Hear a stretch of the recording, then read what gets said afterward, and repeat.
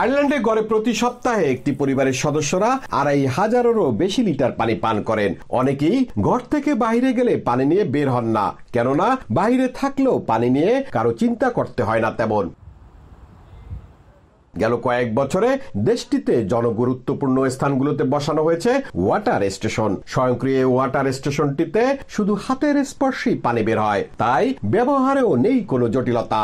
এসব ঠিকঠাকভাবে চলছে কিনা তা দেখার জন্য রয়েছে স্থানীয় সরকারের কঠোর তদারকি। অতি প্রয়োজনীয় বিশুদ্ধ এই পানি এত সহজে পাওয়ায় বেশ উপকৃত হচ্ছেন স্থানীয় সহ দেশটিতে বসবাসরত প্রবাসী বাংলাদেশিরা। আয়ারল্যান্ড বসবাসরত প্রিয় ভাই ও বোনেরা, আপনারা অনেকে হয়তো জানেন বা অনেকে জানেন না, Irish government free water station স্থাপনা করে রেখেছেন আয়ারল্যান্ডের বিভিন্ন সিটিতে, বিভিন্ন জায়গায়।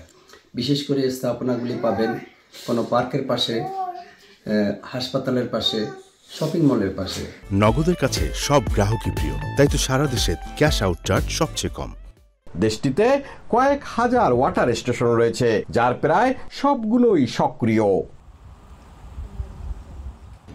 বলা হয় তাকে বিশুদ্ধ পানির অপর নাম জীবন। আর এই বিশুদ্ধ পানি যখন নাগরিকদের জন্য এভাবে রাখা হয়, তাহলে সেটি একটি মহৎ কাজ। আর সেই মহৎ কাজটি করে যাচ্ছে আয়ারল্যান্ড। নাগরিকের দোরগোড়ায় সেবা পৌঁছে দেওয়ার এটিও একটি উদাহরণ এখানে। সৈয়দ জুয়েল, সময় সংবাদ, আয়ারল্যান্ড।